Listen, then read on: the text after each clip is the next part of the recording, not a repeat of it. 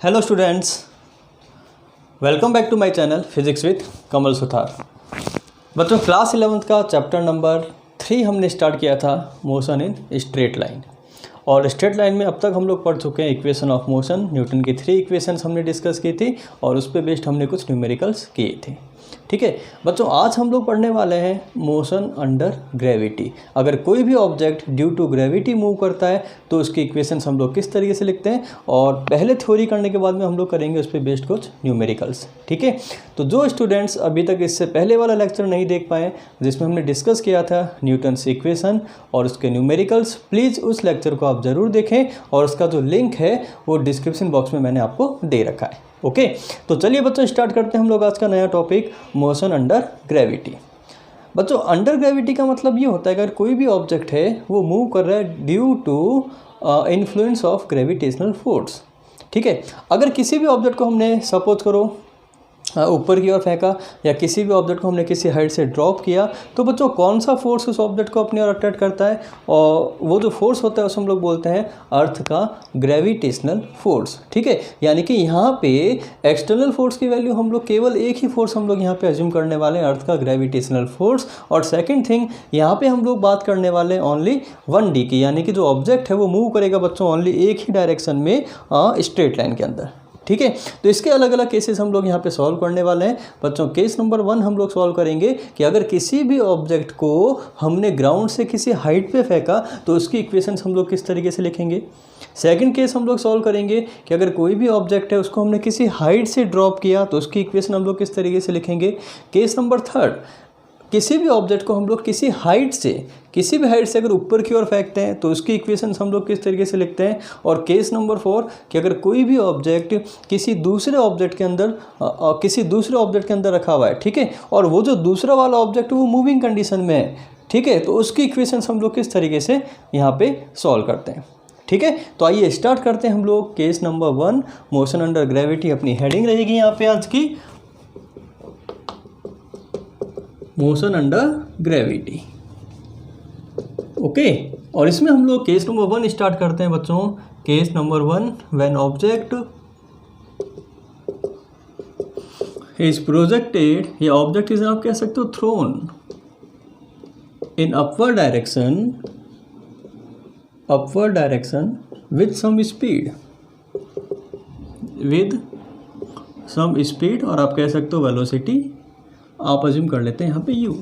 ठीक है, तो बच्चों देखिए केस नंबर 1 में हम लोग क्या कर रहे हैं, यहाँ पे सपोज कीजिए हमारे पास में ये आपने अज्यूम कर लिया ग्राउंड, क्योंकि बच्चों जब भी हम लोग किसी भी ऑब्जेक्ट की हाइट की बात करते हैं तो हमें हमेशा एक रेफरेंस पॉइंट की ज़रूरत पड़ती है। ठीक है, हर रेफरेंस पॉइंट के रेस्पेक्ट में हाइट बच्चों अलग अलग हो सकती है। फॉर एग्जांपल सपोज कीजिए यहाँ से लेके यहाँ तक की हाइट कितनी है, 2 मीटर है। यहाँ से लेके यहाँ तक की हाइट कितनी है, 2 मीटर। ठीक है, अब अगर मैं इस हाइट को यहाँ से मेजर करूँ बच्चों, तो अगर मैं इसको यहाँ से मेजर करता हूँ तो हो सकता है ये हाइट मेरी कितनी आए, 1 मीटर। तो एक स्टूडेंट यहाँ पर खड़ा है, उसको मैं बोल रहा हूँ कि हाइट कितनी है, 1 मीटर। एक स्टूडेंट यहाँ खड़ा है, उसको मैं बोलता हूँ कि हाइट कितनी है, वो बोलेगा 2 मीटर। तो बच्चों हाइट के लिए हमें हमेशा किसकी रिक्वायरमेंट होती है, एक रेफरेंस पॉइंट की। ठीक है, और यहाँ पे जो रेफरेंस पॉइंट है अपना, उसमें हम लोग क्या अज्यूम कर लेते हैं, ग्राउंड, यानी कि जितनी भी हाइट है वो हम लोग किसके रेस्पेक्ट में अज्यूम करने वाले हैं, यहाँ पे ग्राउंड के रेस्पेक्ट में अज्यूम करने वाले हैं। ठीक है, केस नंबर 2 बच्चों, यहाँ पे एयर का जो रेजिस्टेंस है वो हम लोग कितना अज्यूम करेंगे, 0। जब भी कोई ऑब्जेक्ट मूव करेगा अपवर्ड डायरेक्शन में, डाउनवर्ड डायरेक्शन में, तो हम लोग ये कह सकते हैं कि उस केस में जो एयर है, एयर फ्लो नहीं कर रही है। ठीक है, तो एयर का जो रेजिस्टेंस है वो हम लोग कितना अज्यूम करेंगे, यहाँ पे 0। हम लोग मान के चलेंगे कि हम लोग किसमें इक्वेशंस हम लोग किसमें अप्लाई कर रहे हैं, वैक्यूम के अंदर। ठीक है, ये कुछ अजम्पशंस है जो आपको लर्न करने हैं। ओके, चलिए पहला केस अपना ये है कि बच्चों सपोज कीजिए हमारे पास में एक बॉल है, इसको हमने एक बॉल अज्यूम किया, और ये जो बॉल है बच्चों यहाँ से आपने इसको इनिशियल स्पीड कितनी दी, u। ठीक है, आप जब भी किसी ऑब्जेक्ट को इनिशियल स्पीड u दोगे तो ऑब्वियसली बात है जब वो ऑब्जेक्ट कुछ हाइट पे जाएगा, मान लेते हैं ऑब्जेक्ट यहाँ जाएगा, यहाँ जाके ये रुकेगा, कुछ हाइट पे जाएगा ऑब्जेक्ट और वहाँ जाके रुकेगा, और रुक के ऑब्जेक्ट वापस नीचे की ओर आता है। ठीक है। तो ये जो हाइट होती है बच्चों, इसे हम लोग बोलते हैं इसकी मैक्सिमम हाइट, इससे ऊपर नहीं जा सकता ये। और जब ये मैक्सिमम हाइट पे पहुंचता है तो वहाँ जाके ये रुकता है मतलब इसकी फाइनल स्पीड कितनी हो गई बच्चों, 0 हो गई, ठीक है। और यहाँ जाके रुकेगा और यहाँ से वापस ये नीचे की ओर मूव करता है। मान लेते हैं ये जो ऑब्जेक्ट है इसने कितना हाइट कवर किया प्यारे बच्चों, इसने हाइट कवर किया यहाँ पे कैपिटल H हाइट इसने कवर किया। तो हमें ये सीखना है कि इसकी इक्वेशन हम लोग किस तरीके से अप्लाई करते हैं, ठीक है। बच्चों यहाँ देखिए न्यूटन की जो इक्वेशंस होती है वो किसके लिए वैलिड होती है, न्यूटन की इक्वेशंस वैलिड होती है यूनिफॉर्म एक्सेलरेशन के लिए, पहली बात तो, और दूसरा वैलिड होती है बच्चों वेक्टर क्वांटिटीज़ के लिए, ठीक है। अच्छा यहाँ देखिए अजम्पशन हम लोग क्या अज्यूम कर रहे हैं कि अगर हम लोग अपवर्ड डायरेक्शन की बात करें बच्चों, अपवर्ड डायरेक्शन हम लोग कैसा अज्यूम कर रहे हैं यहाँ पे, पॉजिटिव, क्योंकि वेलोसिटी, डिस्प्लेसमेंट, है ना, एक्सेलरेशन, ये सब कैसी क्वांटिटी है, वेक्टर क्वांटिटीज़ है। और वेक्टर क्वांटिटीज़ में हमें हमेशा डायरेक्शन अज्यूम करनी पड़ती है, ठीक है। तो हम लोग अपने एक अजम्पशन बना लेते हैं कि अपवर्ड डायरेक्शन हम लोग कैसे अज्यूम कर रहे हैं, पॉजिटिव, और डाउनवर्ड जो डायरेक्शन है बच्चों ये हम लोग कैसे अज्यूम कर लेते हैं यहाँ पे, नेगेटिव, ठीक है। अब एक बात बताइए मेरे को कि अगर कोई भी ऑब्जेक्ट मूव कर रहा है अपवर्ड डायरेक्शन में या कोई भी ऑब्जेक्ट मूव कर रहा है डाउनवर्ड डायरेक्शन में, उसका जो एक्सेलरेशन है वो कितना होता है।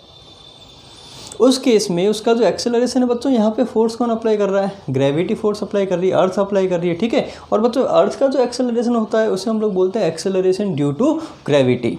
अर्थ किसी भी ऑब्जेक्ट पे हमेशा कहाँ फोर्स अप्लाई करती है, डाउनवर्ड डायरेक्शन में। इसका मतलब acceleration due to gravity always कैसा होगा बच्चों, डाउनवर्ड डायरेक्शन में होगा। और उसकी जो वैल्यू होती है वो फिक्स होती है 9.8 मीटर पर सेकेंड स्क्वायर, ओके।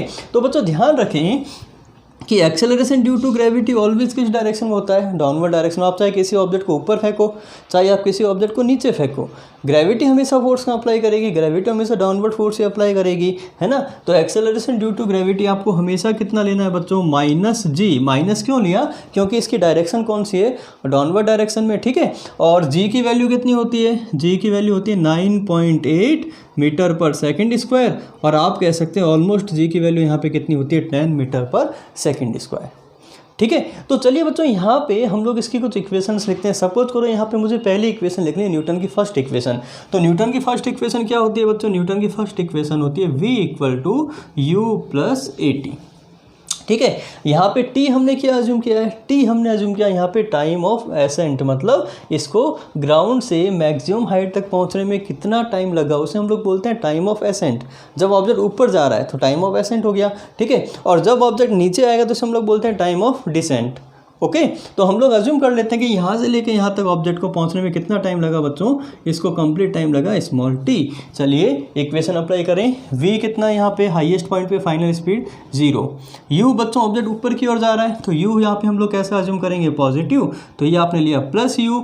एक्सेलरेशन बच्चों ऑलवेज कैसा लेंगे हम लोग, नेगेटिव, क्योंकि डायरेक्शन कैसी है, डाउनवर्ड डायरेक्शन में है। तो ये हो गया -g इंटू कितना हो गया ये t, क्योंकि t तो एक स्केलर क्वांटिटी है तो इसका हम लोग कोई भी साइन अज्यूम नहीं करते हैं, ठीक है। तो यहाँ से फॉर्मूला हमें मिल गया बच्चों t = u/g। तो पहली वैल्यू हमें मिल गई, इसे हम लोग बोलते हैं टाइम ऑफ एसेंट, कि इस ऑब्जेक्ट को मैक्सिमम हाइट तक पहुँचने में कितना टाइम लगता है, ठीक है यहाँ तक। चलिए सेकंड इक्वेशन हम लोग यहाँ पे अप्लाई करते हैं, इक्वेशन नंबर 2। सेकंड इक्वेशन क्या होती है बच्चों न्यूटन की, s = ut + ½ at², ओके। चलिए स्टार्ट करें इसको हम लोग यहाँ से। s का मतलब ये जो ऑब्जेक्ट है इसने कितना डिस्प्लेसमेंट कवर किया। बच्चों यहाँ देखिए हम लोग इनिशियली यहाँ थे और फाइनली हम लोग यहाँ पहुँच गए। तो हम लोग कहाँ मूव कर रहे हैं, इनिशियल टू फाइनल, देखो आप हमेशा, तो आप कहाँ जा रहे हैं, ऊपर की ओर, ठीक है। और अपवर्ड डायरेक्शन हमने कैसी अज्यूम की है, हमेशा पॉजिटिव, यानी कि हाइट हम लोग कैसी लेंगे यहाँ पे, पॉजिटिव। +h = इनिशियल स्पीड कितनी है बच्चों ऑब्जेक्ट की, इनिशियल स्पीड गिवन है आपको u, तो u अपवर्ड डायरेक्शन में है तो इसको आपने पॉजिटिव लिया, u × t + 1/2 a। Acceleration always downward direction होता है बच्चों, -g लेंगे यहाँ पे, तो -g इंटू ये कितना हो गया यहाँ पे t², यानी कि हाइट की इक्वेशन हम लोग यहाँ पे लिखने वाले हैं ut - ½ gt²। ईजी है बच्चों बिल्कुल, ठीक है। इक्वेशन नंबर 3 हम लोग यहाँ अप्लाई करते हैं, न्यूटन की थर्ड इक्वेशन, जिसे हमें पता है v² - u² = 2as। ओके, चलिए यहाँ से v की वैल्यू हमें कितनी मिल गई बच्चों, 0 minus u upward direction positive assume कर रहे हैं तो एज इट इज आएगा इक्वल टू -2। बच्चों a की वैल्यू हम लोग पुट करेंगे यहाँ पे -g, ठीक है। तो माइनस मैंने बाहर ले लिया g, और हाइट हम लोग कैसे लेंगे, अपवर्ड जा रहा है ऊपर जा रहा है तो हाइट हम लोग यहाँ पे कैसे लेंगे, positive, u positive, h positive और g नेगेटिव। आ रहा है समझ में। तो देखिए यहाँ पे -2g इंटू एस की जगह हाइट हम लोग कैसे अज्यूम करने वाले हैं, यहाँ पे पॉजिटिव अज्यूम करने वाले हैं। तो बच्चों माइनस से माइनस यहाँ कैंसिल आउट हो गया, तो u इक्वल टू हमें मिल गया यहाँ पे √2gh, यानी कि अगर ये ऑब्जेक्ट यहाँ से h हाइट पे जाएगा तो उसकी इनिशियल स्पीड हम लोग फाइंड आउट कर सकते हैं, u इक्वल टू √2gh, यानी कि यहाँ इस पॉइंट पे इसकी स्पीड कितनी है बच्चों, √2gh। आया समझ में। इस तरीके से हम लोग न्यूटन्स की इक्वेशन अप्लाई करते हैं विद द साइन, ठीक है। अब बच्चों यहाँ पे इम्पोर्टेंट ये है कि यहाँ पे हम लोग ग्राफ ड्रॉ करते हैं, ठीक है। पहला ग्राफ हम लोग ड्रॉ कर रहे हैं, समझना बच्चों बहुत इंपॉर्टेंट है। यहाँ पे पहला ग्राफ हम लोग ड्रॉ कर रहे हैं यहाँ पे velocity time graph, velocity time graph. Okay, इस एक्सिस पे हमने लिया वेलोसिटी v और इस एक्सिस पे बच्चों हमने लिया टाइम t, ठीक है। अब देखिए हमें वो इक्वेशन देखनी है जिसमें वेलोसिटी और टाइम आता हो। बच्चों यहाँ देखिए जो फर्स्ट इक्वेशन है v equal to u plus a t, ठीक है। यहाँ देखिए ये v t की इक्वेशन है v equal to u plus a t. मान लेते हैं हम लोग किसी भी टाइम पे, यानी कि मैक्सिमम हाइट की बात नहीं कर रहा हूँ मैं किसी भी टाइम पे इसकी जो वेलोसिटी है वो कितनी है वो फाइंड आउट करना चाहूँ तो मैं इक्वेशन क्या बनाऊंगा यहाँ पे, ये तो बच्चों हमने लिखा मैक्सिमम हाइट पे जब वो पहुँचेगा, ठीक है। किसी भी टाइम की हम लोग बात करें तो जनरल इक्वेशन क्या बनेगी, v equal to u minus g into t, यही बनेगी इसकी जनरल इक्वेशन। सपोज करो मैं आपको बोलता हूँ इस पॉइंट पे इसकी स्पीड कितनी है, तो मान लेते हैं इस पॉइंट पे स्पीड v है और ऑब्जेक्ट ऊपर की ओर जा रहा है, ठीक है। तो v इक्वल टू यू, ए की जगह g, और मान लेते हैं यहाँ से लेके यहाँ तक पहुँचने में कितना टाइम लग रहा है, t। ओके, अब देखिए बच्चों यहाँ पे हमारी जो इक्वेशन है वो है v equal to u minus g t, ठीक है। यहाँ तक देखिए अब v की पावर कितनी है यहाँ पे, यहाँ v की पावर कितनी है बच्चों 1, और t की पावर भी कितनी है यहाँ पे 1, यानी कि अगर दोनों वेरिएबल्स की पावर 1 है इसका मतलब ग्राफ हमेशा कैसा आता है बच्चों, स्ट्रेट लाइन आता है। ध्यान रखना ग्राफ यहाँ पे कैसा मिलने वाला है आपको, स्ट्रेट लाइन मिलने वाला है, ठीक है। तो ऑब्वियस सी बात है ये जो ग्राफ आएगा ये कैसा मिलेगा, ये ग्राफ मिलेगा पहली बात तो स्ट्रेट लाइन, क्योंकि दोनों वेरिएबल्स की पावर यहाँ पे कितनी है 1 है, ठीक है। अब बच्चों कोई भी जो स्ट्रेट लाइन है उसको ड्रॉ करने के लिए आपको कितने पॉइंट्स की ज़रूरत होती है, मिनिमम 2 पॉइंट्स की आपको ज़रूरत होती है, ठीक है। और उसका सिंपल सा तरीका होता है कि अगर हम लोग यहाँ से t की वैल्यू 0 पुट करें तो हमें v मिल जाएगा, और अगर हम लोग v की वैल्यू 0 पुट करें तो हमें t मिल जाएगा। ओके, तो यहाँ देखिए अगर हम लोग इस इक्वेशन में t इक्वल टू 0 पुट करें तो t इक्वल टू 0 पुट करते हैं बच्चों, v इक्वल टू हमें कितना मिल गया u, एंड अगर हम लोग v इक्वल टू 0 पुट करें तो बच्चों t हमें कितना मिल जाएगा यहाँ पे u अपॉन g। ओके, तो बच्चों यहाँ देखिए इनिशियली t इक्वल टू 0 पे स्पीड कितनी है u, तो मान लेते हैं t इक्वल टू 0 पे इनिशियल स्पीड कितनी है ऑब्जेक्ट की u है, तो ये u हो गया, ठीक है। और जब हम लोग यहाँ पे v इक्वल टू 0 पुट कर रहे हैं, मतलब ये वाली एक्सिस हो गई ना v इक्वल टू 0, इस एक्सिस पे हम v इक्वल टू 0 पुट कीजिए तो t कितना आएगा u अपॉन g, यानी कि ऑब्जेक्ट कहाँ पहुँच जाएगा मैक्सिमम हाइट पे। तो बच्चों ये वैल्यू हो गई यहाँ पे u अपॉन g, और इन दोनों पॉइंट्स को हम लोग ज्वाइन कर दें तो ये बन गया हमारे पास में ग्राफ, ठीक है। तो ये हमें मिल गया यहाँ पे vt ग्राफ। और आप देखिए बच्चों इस ग्राफ का जो स्लोप है वो कैसा है, इसका जो एंगल है वो मोर देन 90 डिग्री है, इसका मतलब इसका स्लोप कैसा है बच्चों, कांस्टेंट है और नेगेटिव है। एंगल 90 डिग्री बन रहा है ना बच्चों। यहाँ देखिए ये जो ग्राफ है इसका एंगल हम लोग देखें with respect to horizontal anticlockwise direction में, थीटा कैसा मिल रहा है नेगेटिव, ठीक है। तो मतलब वीटी ग्राफ का जो स्लोप होता है वो बताता है आपको एक्सेलरेशन, तो यहाँ पे एक्सेलरेशन नेगेटिव है। और बच्चों आप किसी भी पॉइंट पे आप एंगल जब फाइंड आउट करते हैं तो आपको एंगल कांस्टेंट आ रहा है, इसका मतलब एक्सेलरेशन यहाँ पे नेगेटिव है और कांस्टेंट है। और देखिए बच्चों यहाँ पे जो एक्सेलरेशन है वो कितना है -g, यानी कि इस ग्राफ से ये वैल्यू प्रूव हो चुकी है। आया यहाँ तक समझ में। तो पहला ग्राफ हमने ड्रॉ किया यहाँ पे वेलोसिटी टाइम ग्राफ, ओके। तो ये हमें मिल जाएगा यहाँ पे इस टाइप से, ठीक है। चलिए सेकंड ग्राफ हम लोग ड्रॉ करते हैं बच्चों यहाँ पे एक्सेलरेशन टाइम ग्राफ। चलिए सेकंड ग्राफ हम लोग ड्रॉ कर लेते हैं यहाँ पे acceleration time graph. Acceleration time graph बच्चों यहाँ देखिए अगर ऑब्जेक्ट ऊपर मूव कर रहा है या ऑब्जेक्ट नीचे मूव कर रहा है, क्या उसका एक्सेलरेशन कभी वेरी करता है? नहीं, क्योंकि एक्सेलरेशन तो ड्यू टू ग्रेविटी अप्लाई करती है, और acceleration due to gravity always कैसा होता है, कांस्टेंट होता है, और इसकी वैल्यू नेगेटिव होती है। ठीक है, तो एक्सेलरेशन अगर हमारा वेरी नहीं करेगा, टाइम पे डिपेंड ही नहीं करता है, तो बच्चों एक्सेलरेशन टाइम ग्राफ कैसा आएगा, कांस्टेंट आएगा, और वैल्यू नेगेटिव है। इसका मतलब ये एक्सेलरेशन एक्सिस के ऊपर पॉजिटिव है, एक्सिस के ऊपर नेगेटिव है, तो ये वैल्यू यहाँ पे कितनी आ जाएगी बच्चों, a इक्वल टू माइनस जी, और ये वैल्यू ऑलवेज कैसी मिलेगी, हमें कांस्टेंट मिलेगी। ठीक है, आया यहाँ तक समझ में। अब हम लोग ड्रॉ करते हैं एक इम्पॉर्टेंट ग्राफ जिसे हम लोग बोलते हैं डिस्प्लेसमेंट टाइम ग्राफ। बच्चों h यहाँ पे हमारा डिस्प्लेसमेंट है और t यहाँ पे क्या हो गया, हमारा टाइम हो गया। ठीक है, तो ड्रॉ करते हैं हम लोग डिस्प्लेसमेंट टाइम ग्राफ। ये हमने ड्रॉ किया वेलोसिटी टाइम ग्राफ। ओके बच्चों, डिस्प्लेसमेंट टाइम ग्राफ की हमें इक्वेशन मिली है h equal to u t minus half g t square. ये इक्वेशन मिली हमें यहाँ पे। अब देखिए यहाँ पे ये s हमारे पास में हो गया डिस्प्लेसमेंट एंड t हमारे पास में हो गया बच्चों यहाँ पे टाइम। ओके, तो इस एक्सिस पे हमने सपोज को अज्यूम किया बच्चों डिस्प्लेसमेंट, इसको हमने लिया s, और इस एक्सिस पे हम लोग अज्यूम कर लेते हैं यहाँ पे टाइम। सबसे पहले हम लोग पावर्स देखते हैं वेरिएबल्स के बीच की। बच्चों यहाँ पे हाइट की पावर कितनी है 1, और t की मैक्सिमम पावर कितनी है बच्चों यहाँ पे 2। हमें हमेशा देखनी होती है मैक्सिमम पावर। ठीक है, तो अगर एक वेरिएबल की पावर यहाँ पे 1 है और दूसरे वेरिएबल की पावर अगर 2 है, बच्चों ध्यान रखना ग्राफ ऑलवेज कैसा बनता है, ग्राफ ऑलवेज बनता है पैराबोला।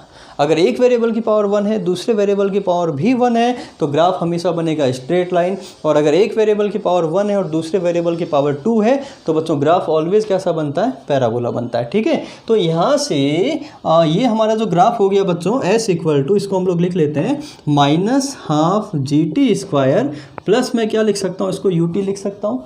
ठीक है, तो यहाँ से ये तो क्लियर हो गया कि ग्राफ कैसा बनेगा बच्चों, यहाँ पे पैराबोला बनेगा। अब पैराबोला बच्चों कितने टाइप के होते हैं, 2 टाइप के होते हैं। एक होता है सीधा पैराबोला और एक होता है उल्टा पैराबोला। बच्चों एक तो ये वाला हो गया, देखिए आप यहाँ पे, मैं यहाँ ड्रॉ कर देता हूँ। एक होता है बच्चों सीधा पैराबोला कुछ इस टाइप से, और एक होता है उल्टा पैराबोला कुछ इस टाइप से। ठीक है, अब यहाँ पे पैराबोला कौन सा बनने वाला है, सीधा वाला बनेगा, उल्टा वाला बनेगा। चलो इसको भी चेक कर लेते हैं बच्चों। यहाँ देखिए, अगर हम लोग इसको कंपेयर करें with the standard equation, quadratic equation a x square plus b x plus c से। ठीक है, तो बच्चों ये इक्वेशन होती है किसी भी क्वाड्रेटिक इक्वेशन, और इसका जो ग्राफ बनता है वो हमेशा कैसा बनता है, ग्राफ बनता है पैराबोला। ठीक है, तो यहाँ से अगर हम लोग इसको कंपेयर करें बच्चों, देखिए t की जगह, यहाँ पे x की जगह हमारे पास में t है, तो यानी कि इसकी a की वैल्यू कितनी आ रही है, -1/2g। a की वैल्यू आ गई -1/2g, और b की वैल्यू अगर हम लोग देखें t के मल्टीप्लाई में u है, तो ये हमें मिल गया u, और c इक्वल टू बच्चों यहाँ पे कितना मिल गया, 0,0। ठीक है, अब ध्यान दें यहाँ पे कि अगर हमारा इस इक्वेशन में a पॉजिटिव आएगा, तो a अगर पॉजिटिव आएगा तो बच्चा कैसा ग्राफ बनेगा, सीधा पैराबोला, सीधा कटोरा बनेगा। ठीक है, और अगर यहाँ पे a की वैल्यू माइनस आ रही है, इसका मतलब ग्राफ कैसा बनेगा, उल्टा कटोरा बनेगा, यानी कि उल्टा पैराबोला आएगा। तो यहाँ से एक चीज़ तो क्लियर हो गई बच्चों कि यहाँ से जो ग्राफ बनेगा वो कैसा बनेगा, वो उल्टा पैराबोला बनेगा। कैसा बनेगा बच्चों, उल्टा पैराबोला। ठीक है, तो ये तो उल्टा पैराबोला हो गया।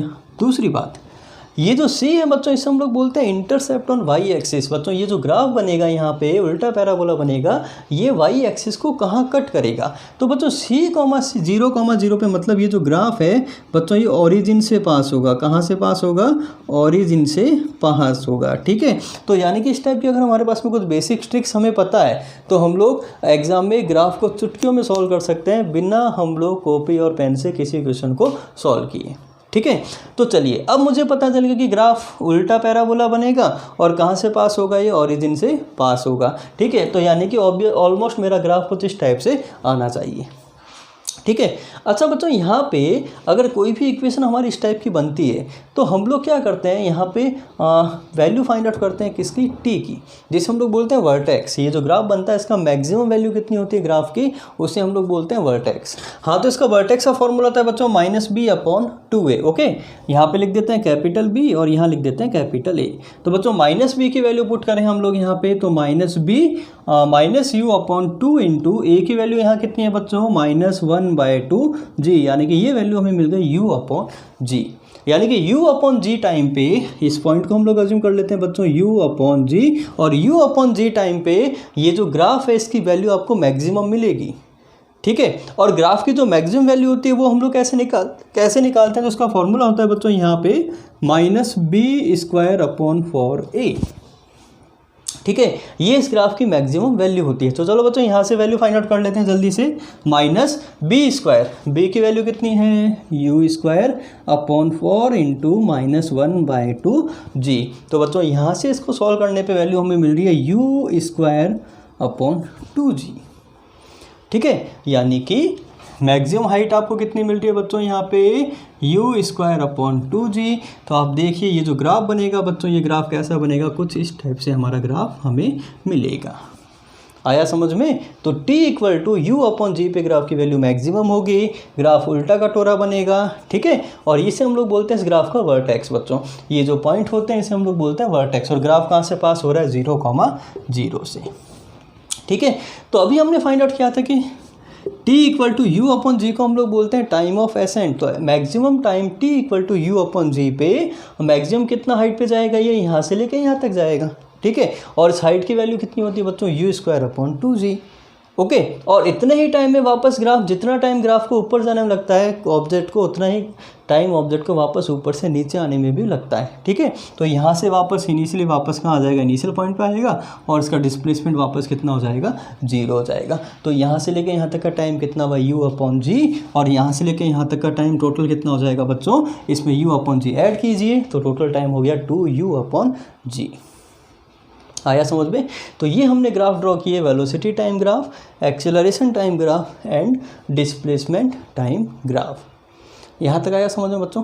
अब बच्चों यहाँ एक बात बताइए कि ये जो ग्राफ है हमारा डिस्प्लेसमेंट टाइम ग्राफ है, ठीक है। और ये वाला जो ग्राफ है ये कौन सा है, वेलोसिटी टाइम ग्राफ है। अगर मैं आपको बोलता हूँ कि स्पीड टाइम ग्राफ ड्रॉ करके बताइए एंड डिस्टेंस टाइम ग्राफ आप ड्रॉ करके बताइए, ठीक है। तो वो ग्राफ हम लोग कैसे ड्रॉ कर सकते हैं, चलिए समझते हैं इसको हम लोग। बच्चों स्पीड कैसी क्वांटिटी है, स्पीड एक स्केलर क्वांटिटी है, और आप कह सकते हैं कि डिस्टेंस भी कैसी क्वांटिटी है, डिस्टेंस भी एक स्केलर क्वांटिटी, ठीक है। डिस्टेंस कभी टाइम के साथ में डिक्रीज़ नहीं होता और स्पीड भी कभी टाइम के साथ में डिक्रीज़ नहीं होता। तो बच्चों यहाँ पे अगर हम लोग ग्राफ ड्रॉ करेंगे इसके बीच में डिस्टेंस एंड इस एक्सिस में हम लोग लेते हैं यहाँ पे टाइम, ठीक है। तो आपने कहा कि सर डिस्टेंस कभी भी टाइम के साथ में डिक्रीज़ नहीं होता, लेकिन आप देख रहे हैं कि यहाँ से ये जो डिस्टेंस डिस्प्लेसमेंट है तो डिक्रीज़ हो रहा है, बट डिस्टेंस कभी डिक्रीज़ नहीं होता। तो बच्चों सिंपल सी ट्रिक है, अगर कोई भी क्वांटिटी वेक्टर है, सुनना मेरी बात को, अगर कोई भी क्वांटिटी वेक्टर है, ठीक है, वेक्टर क्वांटिटी के ग्राफ को अगर आपको स्केलर क्वांटिटी के ग्राफ में कन्वर्ट करना है तो बच्चों उस ग्राफ का जो नेगेटिव पार्ट होता है या फिर जो डिक्रीजिंग पार्ट होता है उसका हमें क्या लेना होता है, यहाँ पे मिरर इमेज लेनी होती है, ठीक है। वेक्टर क्वांटिटी के ग्राफ को अगर आपको स्केलर क्वांटिटी ग्राफ में कन्वर्ट करना है तो वो जो ग्राफ है उसका जो नेगेटिव पार्ट है या उसका जो डिक्रीजिंग पार्ट है उसका हम लोग क्या लेंगे, यहाँ पे मिरर इमेज लेंगे, ठीक है। तो यहाँ से देखिए बच्चों, यहाँ से लेकर यहाँ तक ये वाला ग्राफ तो आपका एज इट इज़ हो गया, ठीक है। चलिए मैं इसको यहाँ ऐसे सॉल्व कर देता हूँ यहाँ पे, ओके, ये वाला पॉइंट हो गया। तो बच्चों ये वाला जो ग्राफ है ये तो आपको एज इट इज़ मिल गया, ये तो आपको एज इट इज़ मिल गया यहाँ पे। और ये जो ग्राफ है इसका हम लोग लेंगे यहाँ पे मिरर इमेज, यहाँ पे एक मिरर लगाया मैंने, और उस मिरर के अंदर जब हम लोग इसकी इमेज देखेंगे तो बच्चों ग्राफ हमें दिखेगा कुछ इस टाइप से। तो यानी कि ये ग्राफ मिल गया बच्चों यहाँ पे मुझे डिस्टेंस टाइम ग्राफ। आया समझ में, बहुत ईजी ट्रिक है ये बच्चों। एज इट इज़ यहाँ पे अगर हम लोग देखें, अगर मुझे ड्रॉ करना है इसका वेलोसिटी टाइम ग्राफ को स्पीड टाइम ग्राफ में, तो इसमें हमें क्या करना है कि यहाँ से लेके यहाँ तक कि ये जो है वेलोसिटी ये तो एज इट इज़ रहेगी, ठीक है। और यहाँ पे जो इसका नेगेटिव पार्ट है, नेगेटिव पार्ट बच्चों यहाँ पे आपको डायरेक्शन बता रहा है, तो इसको हम लोग क्या कर लेंगे, इसको हम लोग पॉजिटिव कर लेंगे, ओके। तो यहाँ पे जो नेगेटिव पार्ट है इसको हम लोग पॉजिटिव कर लेंगे, तो ये बन जाएगा इसका स्पीड टाइम ग्राफ। आया समझ में यहाँ तक। तो ये हमने बात की यहाँ पे किसकी बच्चों, ये हमने बात की यहाँ पे जब कोई भी ऑब्जेक्ट मूव कर रहा है अपवर्ड डायरेक्शन में, ओके। अब केस नंबर 2 हम लोग डिस्कस करते हैं कि किसी भी ऑब्जेक्ट को हमने डाउनवर्ड डायरेक्शन में ऑब्जेक्ट मूव कर रहा है और वो किस कंडीशन में, वो फ्री फॉल कंडीशन में है। तो केस नंबर 2 हम लोग बात करते हैं फ्री फॉल या फिर डाउनवर्ड। फ्री फॉल का मतलब ये होता है कि आप किसी भी ऑब्जेक्ट को किसी हाइट से ड्रॉप करते हैं, तो बच्चों हम लोग जब ड्रॉप करते हैं तो इसकी जो इनिशियल स्पीड है वो कितनी होती है, 0। यहाँ पे ऑब्जेक्ट है, अभी क्या ऑब्जेक्ट मूविंग कंडीशन में नहीं, इनिशियल स्पीड कितनी है, 0। तो इसे हम लोग बोलते हैं फ्री फॉल कंडीशन। तो फ्री फॉल कंडीशन का मतलब ऑब्जेक्ट की इनिशियल स्पीड कितनी है, 0 है, और कुछ हाइट से हम लोग इस ऑब्जेक्ट को ड्रॉप कर रहे हैं। अगर मैं इस ऑब्जेक्ट को ऐसे फेंकता तो मतलब इसके पास में कुछ इनिशियल स्पीड है, तो इसे हम लोग फ्री फॉल कंडीशन नहीं बोलते हैं। ठीक है, तो चलिए सीखते हैं हम लोग वापस।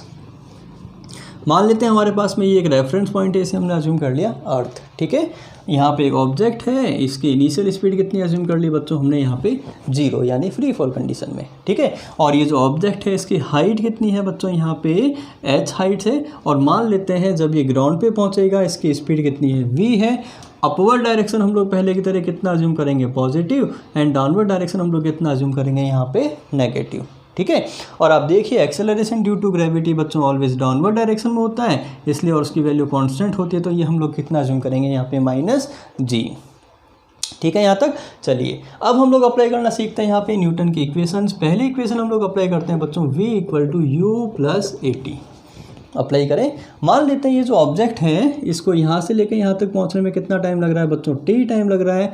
तो अप्लाई करते हैं हम लोग। अब देखिए बच्चों यहाँ पे फाइनल स्पीड आपने कितनी अज्यूम की, v, और इसकी जो डायरेक्शन है वो कौन सी है, डाउनवर्ड डायरेक्शन में। तो यहाँ पे साइन हम लोग कैसा लेंगे बच्चों, यहाँ पे माइनस का साइन लेंगे। ठीक है, इनिशियली ऑब्जेक्ट आपका यहाँ था, फाइनली ऑब्जेक्ट यहाँ जा रहा है, आप देख रहे हैं ऑब्जेक्ट डाउनवर्ड डायरेक्शन में जा रहा है, इसका मतलब हाइट भी कैसा लेंगे, यहाँ पे नेगेटिव लेंगे, एंड एक्सेलरेशन ऑलवेज कैसा अज्यूम करते हैं बच्चों, यहाँ पे नेगेटिव अज्यूम करते हैं। ठीक है, यहाँ तक। चलिए पहली इक्वेशन हम लोग अप्लाई करते हैं, -v = u 0 - gt, माइनस से माइनस कैंसिल आउट हो गया बच्चों, u = कितना मिल गया हमें, gt। ओके, सेकेंड इक्वेशन हम लोग अप्लाई करते हैं यहाँ पे, s = ut + ½ at²। बच्चों s यानी कि जो डिस्प्लेसमेंट है इनिशियल टू फाइनल देखना है, तो डाउनवर्ड डायरेक्शन में यानी h भी हम लोग कैसा लेंगे यहाँ पे, नेगेटिव, = ut। इनिशियल स्पीड कितनी है बच्चों, 0 + 1/2, a की जगह -g इंटू टाइम मान लेते हैं कितना लगा, t। तो बच्चों यहाँ देखिए माइनस से माइनस कैंसिल आउट हो गया, तो यानी कि h = हमें कितना मिल गया, ½ gt²। ओके, तो यानी कि हाइट हम लोग अगर टाइम गिवन है, हाइट हम लोग फाइंड आउट कर सकते हैं। ठीक है, और अगर हमें हाइट गिवन है तो हम लोग टाइम निकाल सकते हैं किसी भी ऑब्जेक्ट को h हाइट से ग्राउंड तक पहुंचने में कितना टाइम लगा बच्चों। फॉर्मूला सीधा आपको लर्न करना है, √2h/g। ठीक है, चलिए थर्ड इक्वेशन हम लोग अप्लाई कर लेते हैं यहाँ पे, v² - u² = 2as। बच्चों v का स्क्वायर है, चाहे प्लस पुट करो चाहे माइनस पुट करो, वैल्यू ऑलवेज पॉजिटिव आने वाली है, तो इसको हम लोग एज इट इज़ पुट कर देते हैं यहाँ पे, v² माइनस इनिशियल स्पीड 0, तो यानी ये हो गया 0 = 2 -g इंटू -h। बच्चों माइनस इंटू माइनस प्लस हो गया, तो यानी v = हमें मिल गया √2gh, यानी कि जब ये ऑब्जेक्ट यहाँ पहुँचेगा ग्राउंड पे तो इसकी स्पीड कितनी होगी बच्चों, √2gh होगी। ओके, तो यानी फॉर्मूला हम लोग चुटकियों में सॉल्व कर सकते हैं। ठीक है, चलिए अब बात कर लेते हैं यहाँ पे हम लोग ग्राफ की। तो पहला ग्राफ हम लोग ड्रॉ करते हैं वेलोसिटी टाइम ग्राफ। तो इस एक्सिस पे हमने अज्यूम किया बच्चों वेलोसिटी यानी कि v, और इस एक्सिस पे हमने अज्यूम किया बच्चों टाइम t। अच्छा, सबसे पहले कोई भी ग्राफ ड्रॉ करने से पहले मैंने आपको अभी बताया कि हम लोग हमेशा वेरिएबल्स की पावर को देखते हैं। ठीक है, तो यहाँ v की पावर कितनी है बच्चों 1, यहाँ t की पावर कितनी है 1, और अगर दोनों वेरिएबल की पावर 1 आती है तो ग्राफ ऑलवेज कैसा आता है, स्ट्रेट लाइन आता है। ठीक है, तो बच्चों यहाँ से ये तो क्लियर हो गया कि ग्राफ कैसा आएगा, स्ट्रेट लाइन आएगा। चलिए अगर हम लोग इसको कंपेयर करें with the standard equation of straight line y = mx + c से, तो v की जगह y, t की जगह यहाँ पे x। तो बच्चों यहाँ देखिए इसका जो स्लोप है, स्लोप = m, वो कितना आ रहा है बच्चों, प्लस का g, और ये जो स्लोप है बच्चों ये कैसा है, कांस्टेंट है। ठीक है, और यहाँ पे c की वैल्यू कितनी आ रही है, 0। इसका मतलब ये जो ग्राफ है बच्चों, ये ग्राफ कहाँ से पास होगा, c = 0 का मतलब इंटरसेप्ट ऑन y एक्सिस यहाँ पे 0 है, तो ग्राफ कहाँ से पास होगा, 0, 0 से पास होगा। ठीक है, तो यहाँ देखिए तो ऑब्वियस सी बात है ग्राफ यहाँ से स्टार्ट होगा, ठीक है। और इसका जो स्लोप है बच्चों वो प्लस जी है, पॉजिटिव जी का मतलब इसका जो एंगल बनेगा वो मोर लेस देन 90 डिग्री, ठीक है। तो यहाँ से ये जो ग्राफ बनेगा, ये ग्राफ बनेगा कुछ इस टाइप से, और इसका जो एंगल है बच्चों वो लेस देन 90 डिग्री, इसका जो स्लोप है tan थीटा वो किसके इक्वल है, जी के इक्वल है। आया समझ में? तो ये हो गया इसका वेलोसिटी टाइम ग्राफ, ठीक है। चलिए सेकंड ग्राफ हम लोग ड्रॉ करते हैं यहाँ पे, डिस्प्लेसमेंट टाइम ग्राफ। बच्चों इसको समझना, डिस्प्लेसमेंट, और यहाँ इस एक्सिस पे बच्चों हमने अज्यूम किया टाइम t। अच्छा, हमारी इक्वेशन बन रही है displacement s equal to half g t square, half g t square. बच्चों यहाँ ध्यान दीजिए कि अगर ये डिस्प्लेसमेंट हम लोग s अज्यूम करें तो s प्रपोर्शनल टू कितना आ गया यहाँ पे t स्क्वायर, s की पावर यहाँ पे 1 है, t की पावर यहाँ पे 2 है। इसका मतलब अगर एक वेरिएबल की पावर 1 है, दूसरे वेरिएबल की पावर 2 है, इसका मतलब ग्राफ यहाँ कैसा बनने वाला है, पैराबोला बनने वाला है, ठीक है। और अगर हम लोग इसको कंपेयर करें with the standard equation of parabola a x square plus b x plus c equal to 0 से, तो बच्चों यहाँ देखिए ए की वैल्यू हमें कितनी मिल रही है, +1/2g, यानी कि ये हमें मिलेगा यहाँ पे सीधा कटोरा। पैराबोला कैसा बनेगा, सीधा बनेगा, क्योंकि ए पॉजिटिव है। और यहाँ b इक्वल टू कितना है बच्चों 0, एंड c इक्वल टू भी कितना है इसका यहाँ पे 0, यानी कि इसका जो वर्टेक्स होगा बच्चों वो कहाँ जाएगा, वो 0,0 पे जाएगा। b की वैल्यू 0 है, इसका वर्टेक्स कहाँ जाएगा, 0,0 पे। तीसरी बात, ये जो पैराबोला होगा ये y एक्सिस को कहाँ कट करेगा, c0, यानी कि 0,0 पे कट करेगा, ठीक है। तो इसका ग्राफ हम लोग जल्दी से ड्रॉ कर सकते हैं। अगर हमारा कंसेप्ट क्लियर है तो ग्राफ बनेगा बच्चों हमें कुछ इस टाइप से, ओके। और अगर हम लोग इस नेगेटिव पार्ट को यहाँ से हटा दें तो ग्राफ हमें कैसा मिलेगा बच्चों, ग्राफ हमें मिलेगा इस टाइप से। और ये जो ग्राफ है ये कैसा है, पैराबोला ग्राफ है, ओके। और सिंपल ट्रिक आप लर्न कर सकते हैं। अगर आपका simple basic graph s proportional to t square है तो आप सिंपल ट्रिक ध्यान रखिए कि जिस वेरिएबल की पावर 1 है, ठीक है, और इसकी पावर 2 है, तो यानी इसकी पावर हाई है और इसकी पावर लो है, ठीक है। तो बच्चों पहले ग्राफ कहाँ जाएगा, पहले ग्राफ जाएगा उस वेरिएबल की तरफ जिसकी पावर ज़्यादा है। तो यहाँ पे t की पावर ज़्यादा है, तो पहले ग्राफ जाएगा t की ओर, और फिर कहाँ बैंड होगा, उस वेरिएबल की तरफ बैंड होगा जिसकी पावर कम है, यानी ग्राफ बैंड हो जाएगा s की तरफ, यानी डिस्प्लेसमेंट की तरफ, ओके। और तीसरा ग्राफ हम लोग ड्रॉ कर लेते हैं यहाँ पे, एक्सेलरेशन टाइम ग्राफ। तो बच्चों यहाँ पे एक्सेलरेशन ऑलवेज कैसा होता है, कांस्टेंट होता है, वो कभी भी डिपेंड नहीं करता कि ऑब्जेक्ट ऊपर जा रहा है या ऑब्जेक्ट नीचे आ रहा है। तो एक्सेलरेशन हमेशा कैसा आता है, नेगेटिव आता है। ये कितना हो गया, -g, और ग्राफ कैसा आएगा यहाँ पे, स्ट्रेट लाइन आएगा, ओके। आया यहाँ तक समझ में? अब बच्चों केस नंबर 3 हम लोग ले रहे हैं, when object is projected in upward direction with some height. अब देखिए, पहले आपको किसी भी ऑब्जेक्ट को आपने कहाँ से फेंका था, ग्राउंड से, ठीक है, ऊपर की ओर फेंका था। लेकिन आप सपोज कीजिए हम लोग किसी भी ऑब्जेक्ट को किसी हाइट से ऊपर की ओर फेंकते हैं। तो सपोज करो ये हमारे पास में एक बिल्डिंग है, ठीक है, और इस बिल्डिंग की छत से हम लोग किसी भी ऑब्जेक्ट को ऊपर की ओर फेंकते हैं, ठीक है। मान लेते हैं हम लोग किसी ऑब्जेक्ट को ऊपर की ओर फेंका और उसकी इनिशियल स्पीड कितनी है, यहाँ पे u है, ओके। तो आप सिंपल सा देखिए यहाँ पे कि मान लेते हैं इसकी जो हाइट है वो कितनी है, इसकी हाइट कितनी है बच्चों, h है। तो ऑब्वियस सी बात है ये जो ऑब्जेक्ट है ये यहाँ से ऊपर की ओर जाएगा और फिर नीचे की ओर इस तरीके से मूव करेगा, ठीक है। तो आपको फाइंड आउट करना है कि टोटल टाइम कितना लगेगा इस ऑब्जेक्ट को ग्राउंड तक पहुँचने में, ठीक है। तो बच्चों इसके दो ऑप्शन है आपके पास में कि पहले आप यहाँ से लेके यहाँ तक पहुँचने में कितना टाइम लगा ये फाइंड आउट कर लीजिए, लेकिन उससे पहले आप इस हाइट को फाइंड आउट कीजिए, ठीक है। फिर इस ऑब्जेक्ट को यहाँ से लेके यहाँ तक पहुँचने में कितना टाइम लगा आप इसको सॉल्व कीजिए, और दोनों टाइम को आप ऐड कर दीजिए, आपको आंसर मिल जाएगा, ठीक है। लेकिन देखिए यहाँ पे इस इक्वेशन को हम लोग सिंपल सॉल्व कर सकते हैं। कैसे कर सकते हैं बच्चों, देखिए यहाँ पे इसकी जो इनिशियल स्पीड की डायरेक्शन अपवर्ड है इसको हम लोग ऐसा अज्यूम कर लेते हैं पॉजिटिव। और अब देखिए इसका डिस्प्लेसमेंट का मतलब इनिशियली ऑब्जेक्ट यहाँ पर है और फाइनली ऑब्जेक्ट यहाँ पहुँच रहा है। तो जब हम लोग डिस्प्लेसमेंट की बात करते हैं तो हम लोग कभी भी अपने को ऑब्जेक्ट के पास से कोई मतलब नहीं है, ठीक है। तो आपको ये फील हो रहा है कि ऑब्जेक्ट इनिशियली यहाँ है, फाइनली यहाँ पहुँच गया, और ऑब्वियस सी बात है इनिशियल टू फाइनल कैसे पहुँचा होगा, वैसे पहुँचा होगा, ठीक है। तो यानी कि इसका जो डिस्प्लेसमेंट होगा वो हम लोग कैसे अज्यूम करेंगे, यहाँ पे नेगेटिव। तो यानी हाइट हम लोग कैसे ले लेंगे यहाँ पे नेगेटिव, क्योंकि न्यूटन की जो इक्वेशंस होती है बच्चों किसके लिए वैलिड होती है, वेक्टर क्वांटिटीज़ के लिए वैलिड होती है। तो यहाँ पे हम लोग डिस्टेंस नहीं लेने वाले, यहाँ पे हम लोग किसकी बात करने वाले हैं, डिस्प्लेसमेंट की बात करने वाले हैं, ठीक है। और मान लेते हैं इस ऑब्जेक्ट को टोटल टाइम कितना लगा ग्राउंड तक पहुँचने में, t लगा, ठीक है। तो आइए इसकी इक्वेशन लिख लेते हैं हम लोग जल्दी से। सेकंड इक्वेशन हम लोग अप्लाई करते हैं s = ut + ½ at²। ओके, तो देखिए बच्चों यहाँ पे s की जगह हम लोग हाइट कैसा पुट करेंगे, माइनस u, पॉजिटिव लेंगे तो ut, एंड a की वैल्यू ऑलवेज कैसी होती है बच्चों, -g होती है। तो यानी कि इस पर्टिकुलर क्वेश्चन में हम लोग इस इक्वेशन को अप्लाई करके t की वैल्यू को जल्दी से फाइंड आउट कर सकते हैं। आया समझ में? तो ये वाला कंसेप्ट भी बहुत ज़्यादा इंपॉर्टेंट कंसेप्ट है बच्चों यहाँ पे, कि आपको सिंपल दो अलग अलग टाइम को निकाल के ऐड करने की ज़रूरत नहीं है। आप सिंपल इस इक्वेशन से t की वैल्यू को जल्दी से निकाल सकते हैं। ठीक है, अब बच्चों केस नंबर 4 ये भी हो सकता है कि object is released from a moving frame with speed v। बच्चों अब ये भी हो सकता है कि जैसे हम लोग किसी फ्रेम में खड़े हैं, ठीक है, और फ्रेम ऊपर की ओर जा रही है, सपोज करो लिफ्ट है, हम लोग लिफ्ट में खड़े हैं, ठीक है, और लिफ्ट ऊपर की ओर जा रही है और लिफ्ट की स्पीड कितनी है बच्चों, v है। तो अगर हम लोग उस केस में लिफ्ट में से किसी भी ऑब्जेक्ट को फ्री फॉल करते हैं तो क्या उस केस में इस ऑब्जेक्ट की इनिशियल स्पीड 0 होती है?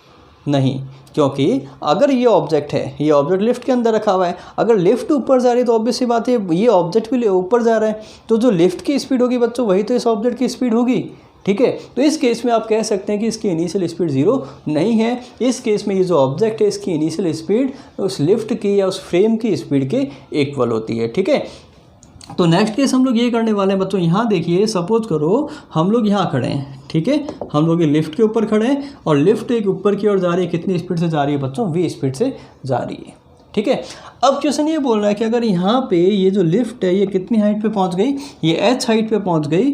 h हाइट पे पहुँचने के बाद में अगर आपने किसी भी ऑब्जेक्ट को यहाँ से ड्रॉप किया तो उसको ग्राउंड तक पहुँचने में कितना टाइम लगेगा। तो बच्चों यहाँ ध्यान दीजिए कि जो स्पीड लिफ्ट की है वही स्पीड किसकी होगी बच्चों, यहाँ पे किसी भी ऑब्जेक्ट की इनिशियल स्पीड होगी। यहाँ पे u = 0 आप पुट नहीं कर सकते। ठीक है, तो यहाँ पे v की स्पीड, लिफ्ट की स्पीड v है, तो ऑब्जेक्ट की स्पीड भी कितनी होगी, v होगी। तो इसको हम लोग कितना अज्यूम कर लें, +v। और हाइट बच्चों यहाँ देखिए, इनिशियली यहाँ पे, फाइनली यहाँ पहुँचा है, हाइट हम लोग कैसा लेंगे यहाँ पे, नेगेटिव। वापस इक्वेशन हम लोग अप्लाई करेंगे यहाँ पे, s = ut + ½ at²। बच्चों हाइट कैसी लेंगे, नेगेटिव लेंगे, इनिशियल टू फाइनल देखना है। u हमेशा कैसा लेंगे, ऊपर की ओर जा रही है लिफ्ट, तो बच्चों पॉजिटिव लेंगे, +vt - ½ gt²। तो बच्चों ये फॉर्मूला अप्लाई करके हम लोग यहाँ पे t की वैल्यू को फाइंड आउट कर सकते हैं। ठीक है, तो बच्चों अभी हमने सीखे 4 अलग अलग केस। पहला केस अगर आप ऑब्जेक्ट को नीचे से ऊपर फेंकते हैं, दूसरा केस अगर ऑब्जेक्ट ऊपर से नीचे आ रहा है लेकिन फ्री फॉल है, केस नंबर 3 कि अगर आप किसी भी ऑब्जेक्ट को किसी हाइट से ऊपर की ओर फेंकते हैं, केस नंबर 4 अगर कोई भी ऑब्जेक्ट किसी लिफ्ट के अंदर और लिफ्ट मूव कर रही है विद स्पीड v, तो न्यूटन की इक्वेशंस हम लोग किस तरीके से अप्लाई करते हैं। चलो बच्चों अब हम लोग बात कर लेते हैं कुछ इंपॉर्टेंट नोट्स की। नोट नंबर 1 तो ये कहता है आपको कि अगर आपने किसी भी ऑब्जेक्ट को ऊपर की ओर फेंका, ठीक है, ऑब्जेक्ट ग्राउंड से हाइट h पे गया, तो जितना टाइम किसी भी ऑब्जेक्ट को नीचे से ऊपर जाने में लगता है बच्चों, उतना ही टाइम किसी भी ऑब्जेक्ट को ऊपर से नीचे आने में लगता है। यानी कि आप कह सकते हैं कि पॉइंट नंबर 1 बच्चों ये कहता है कि time of ascent = time of descent. बच्चों इसको आप नोट डाउन कर लीजिए, बहुत इंपॉर्टेंट है ये, और ये कंसेप्ट आपकी बहुत ज़्यादा हेल्प करने वाला है। ठीक है, time of ascent = time of descent. मतलब क्या हुआ इसका कि मान लीजिए यहाँ से किसी ऑब्जेक्ट को आपने फेंका ऊपर की ओर और ये पहुँच गया मैक्सिमम हाइट पे, ठीक है, तो जितना टाइम बच्चों इसको नीचे से ऊपर जाने में लगता है उतना ही टाइम इसको ऊपर से नीचे आने में लगता है। ठीक है, इसको आप प्रूव भी कर सकते हैं, न्यूटन के इक्वेशन सब अप्लाई कर लीजिए। इस हाइट को आप h अज्यूम कर लीजिए और जब आप इसको h अज्यूम करके इक्वेशन अप्लाई करेंगे तो आपको आंसर मिल जाएगा।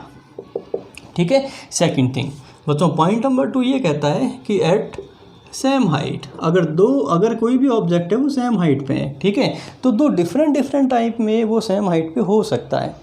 ठीक है, तो एट सेम हाइट बच्चों यहाँ देखिए, सपोज कीजिए हमने यहाँ से किसी भी ऑब्जेक्ट को ऊपर की ओर फेंका, मान लेते हैं ये ऑब्जेक्ट ऊपर की ओर गया है और यहाँ से ये वापस आ गया। ठीक है, अब मान लेते हैं ये ऑब्जेक्ट, ये वाली हाइट हमने एज्यूम कर ली कुछ स्मॉल h। तो बच्चों यहाँ देखिए, यहाँ से ऑब्जेक्ट ऊपर की ओर जा रहा है, ओके, और यही वाला ऑब्जेक्ट जब घूम के वापस यहाँ पे आएगा तो मान लेते हैं यहाँ पहुँचने में कितना टाइम लगा इसको, t2। ओके। और ये जो हाइट है इक्वल हाइट है, यानी कि यहाँ भी इसकी हाइट कितनी है h और यहाँ भी इसकी हाइट कितनी है h। तो आप कह सकते हैं कि दो डिफरेंट टाइम में कोई भी ऑब्जेक्ट सेम हाइट पे हो सकता है, ठीक है।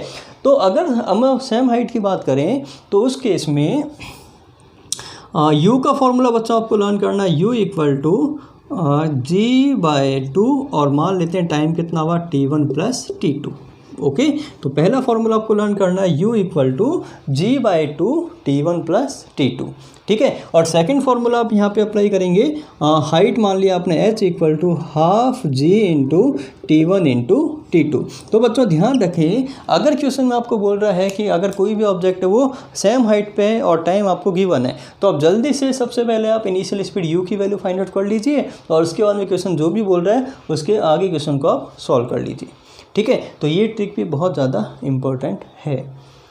ओके, तीसरी बात बच्चों, अगर कोई भी ऑब्जेक्ट सेम हाइट पे है, सेम हाइट पे, इसका मतलब उस ऑब्जेक्ट की जो स्पीड है वो हमेशा कैसी रहती है, इक्वल रहती है। बच्चों बहुत इंपॉर्टेंट है, ध्यान रखना।